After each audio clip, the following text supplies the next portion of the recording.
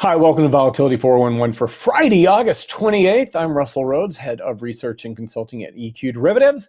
Day started out nicely for the S&P 500. It's up slightly on the day. VIX is higher, above 26 at 26.26. I'll get right back to that number in just a second. Now, everybody in the VIX Twitter sphere was noting that for the last 2 days leading up to today, both VIX and the S&P 500 had worked higher on the day.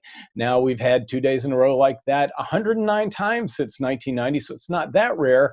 However, if we end up today with the S&P 500 higher and VIX higher on the day, this will only be the 17th time since 1990 that we've seen both rise in sync with each other.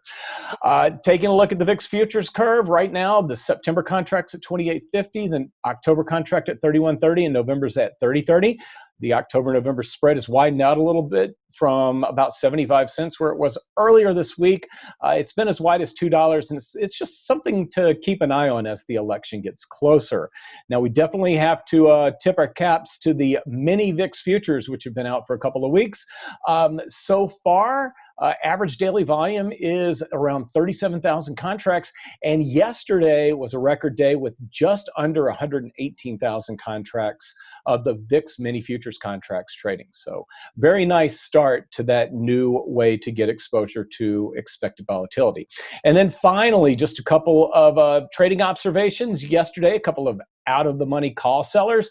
Somebody sold 10,000 of the September 75 calls for 11 cents. There was also a seller of 10,000 of the September 40 calls for $1.45. And then today, early on, another call seller, but going out in expiration. We had a seller of 13,750 of the October 40 calls for $3.45. And then finally, on the buy side, but buying puts, there was a buyer of 13,500 of the September 21 puts. So with all of that, I'm Russell Rhoads, and that was your Volatility 411.